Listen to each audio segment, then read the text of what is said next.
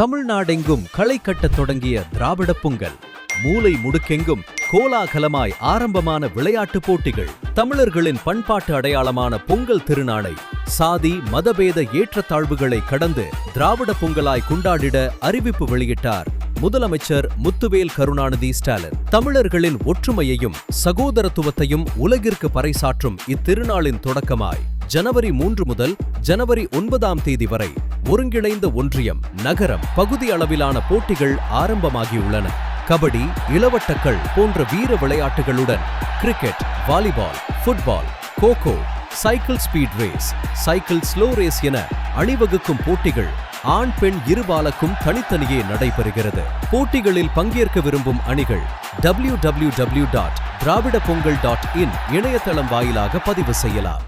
திராவிட பொங்கல் களத்தில் ஓரணியாய் திரள்வோம், தமிழ் மக்களாய் கைகோர்ப்போம், சமத்துவம் பொங்கட்டும், தமிழ்நாடு வெல்லட்டும்.